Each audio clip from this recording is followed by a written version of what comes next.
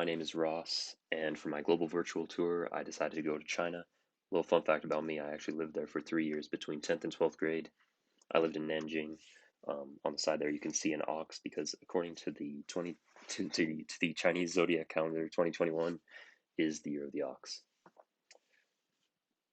So obviously, China is one of the oldest civilizations in the world. I won't be able to go into all of the history, obviously, so I decided to choose some more modern events that I deemed important.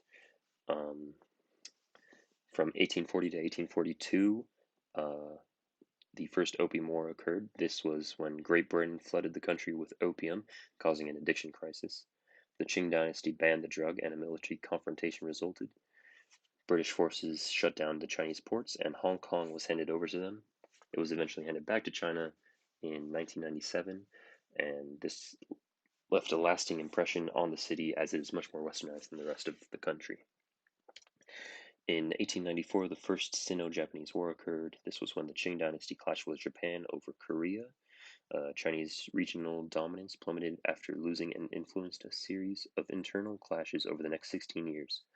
As part of the defeat agreement, Taiwan was handed over to Japan. In 1912, the Republic of China was established. This was fueled by the Western educated revolutionary Sun Yat sen. The Xinhai Revolution of 1911 culminated in the Wuchang Uprising, and 15 provinces declared their independence from the Qing dynasty. Sun took control in 1912 and announced the Republic of China. In 1921, the Communist Party of China was established, with its roots in the May 4th movement protesting the Chinese government response to the Treaty of Versailles in 1919. The CPC was officially formed.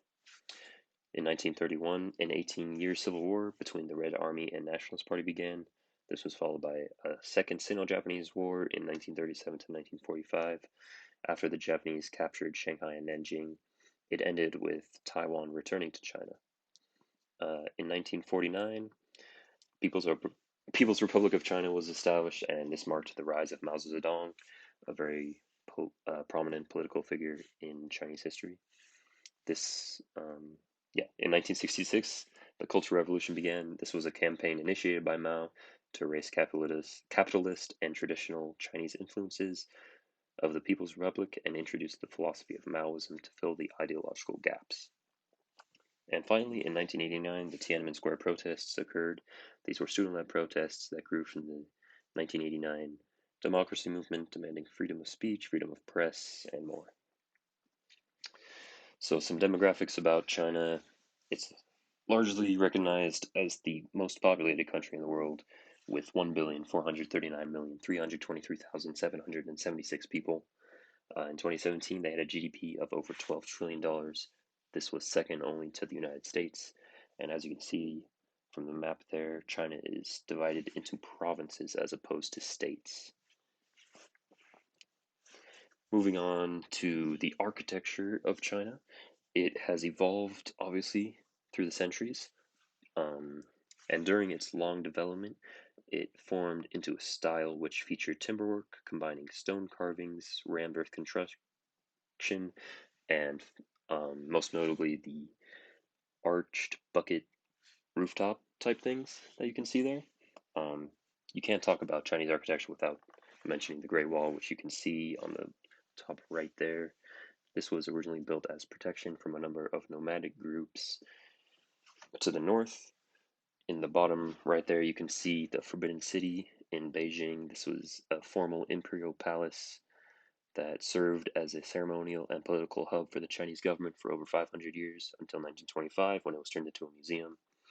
On the top left there, you can see an example of a Siha Yuan. In old China, extended family would live in these kind of block living complexes, since evolved into more houses and apartment buildings, and these Siha Yuans have kind of turned into shops and museums, stuff like that. And then on the bottom left there, that's actually where I went to school. That's Nanjing International School.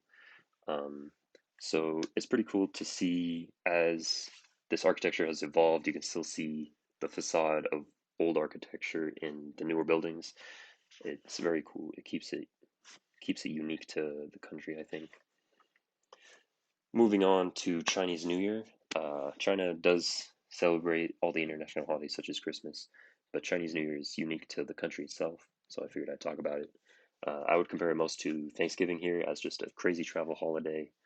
Um, it's a 16-day holiday between in January to February, and they break it up into an 8-day preparation period, an 11-day spring festival, followed by a 4-day lantern festival. And from the pictures here, you can see the significance of red in the Chinese culture as it symbolizes luck, joy, and happiness. The top picture there is an example of a hongbao. During Chinese New Year, grandparents will give these to children, and they're filled with money, toys, stuff like that. Um, but yeah, you can see in the architecture slide too that just the prominence of red in the Forbidden City and the doorways here. Yeah, it's definitely important. And then the Chinese writing there says "Xin Nian Kuai Le," which means Happy New Year in Chinese. Moving on to some of the food that were my personal favorites when I lived there. In the top left there, you have baozi, which are steamed buns filled with meat, vegetables, stuff like that. Underneath that, you have dumplings, which are not as doughy as baozi. That's what I would say kind of differentiates the two. But those are filled with meat and veggies too. In the middle, you have Peking duck. If you ever go to Beijing, you have to try this. They give you these little pancakes that you can fill with the duck, obviously, and then onions, and then the onion sauce, and then you roll it all up. It is fire. um, on the right there, every street vendor in China, in every major city, will be selling this fried rice. It's very cheap for very good food.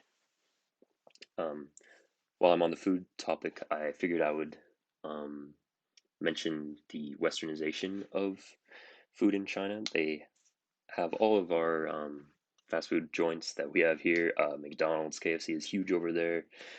Pizza Hut, but they also have these little twists and quirks to traditional fast food that we have here. So, for example, Pizza Hut would have corn on their pizza, or they'd have a limited edition burger at McDonald's with like rice instead of buns, stuff like that. That just shows the influence of Western civilization on China that um, you can see. Yeah. Moving on, I found a Business Insider article by a guy named Xiu. Wait, hold on, what was his name? Qi Rue Yan. Um, he moved to the U.S. from China when he was 19, and he kind of detailed the cultural differences between the two places. And I figured I'd go through each one and kind of tell you about it, and kind of my experiences with each. So in the first one, in the US, waiters want to chat with you and get to know you. This is different in China because they don't work for tips. Um, the second one, shopping at farmers markets is more expensive than the grocery store.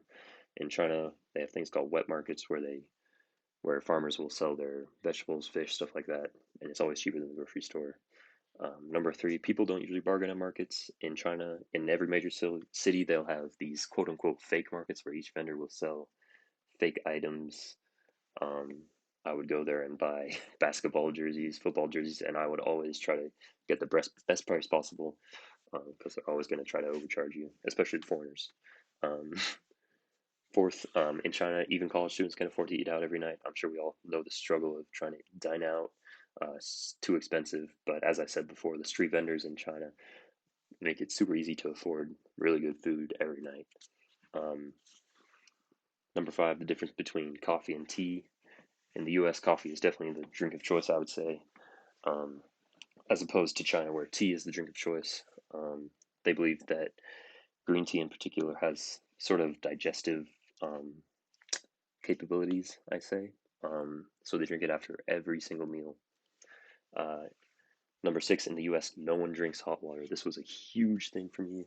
Um, if you ever go to a restaurant in China and ask for water, they're going to give it to you scalding hot. You'll have to specify that you want it cold. And it was explained to me that they believe when you ingest cold water, it takes your body more energy to heat it up, so they just drink it hot, so they don't have to waste energy. Seven, the differences between the education system. I went to an international school when I lived there, so I didn't get the authentic Chinese school experience, but I can tell you it's very rigorous. They go to class until like 6 at night. It's just insane, and it's become sort of a problem because teen suicide rates have definitely gone up in the last few decades. Moving on, QR codes. Everyone in China uses a messaging app called WeChat, and it has another side to it, kind of like an Apple Pay kind of thing. But everyone in China uses it to pay for their groceries, bar tabs, stuff like that. Um, America's kind of heading in this direction, I think, but we're nowhere near what China's at right now. Um, the difference in suburbs between America and China, I'm sure a lot of you lived in the typical American suburb of houses, stuff like that. Whereas in China, it's more apartment buildings in the suburbs. I lived in an apartment, all my friends lived in apartments. Uh, Finally, the difference between transportation here and in China. A lot of people here, most people here drive everywhere, whereas in China, cars are, I would say, the main transportation um, vehicle, but they also have other options such as a metro, which is an above ground subway, and mopeds. I would drive a moped to school every day where I lived. They had big bike lanes next to every road, and it was definitely the easiest way to get around wherever you were going. Finally, I'll go into some verbal and nonverbal communications in China. Uh, Laughter is often used to diffuse awkward situations. I never really experienced this, to be honest, but maybe I was just unaware of it. I don't know. This next one was something that I was very aware of, though. If you'll be riding on the metro and Chinese people just talk super loud. I don't really know why. I always thought they sounded annoyed, to be honest. But yeah, that's definitely different from here, where a more quiet tone is more obviously prominent. And similar to here, China has different dialects. We have different accents, but if you're in China, you can definitely tell if someone's from Beijing or Shanghai just by the way they talk. Um, Moving on to personal space, peop Chinese people definitely prefer their personal space. You'll usually be greeted by a handshake as opposed to a hug. Um, in many cultures, pointing is not considered rude. In many cultures, pointing is considered rude, but in China, it's not, while whistling is. And this last one, displaying the bottom of your feet is considered very rude. This was another big cultural awakening for me when I moved there. I was 14 years old, I didn't really know much better. Uh, I put my feet up on a table as I sat down, and my dad came over to me and he was like, "You probably shouldn't do that. That's considered rude here." Um, so that was just a big thing for me. I still remember that. But yeah, I would say 3 years later, it was definitely a great experience. Um, I would definitely recommend going to China. It's a very cool place. Here are some of my sources, and thank you for listening to my presentation, or as they say in China, 谢谢.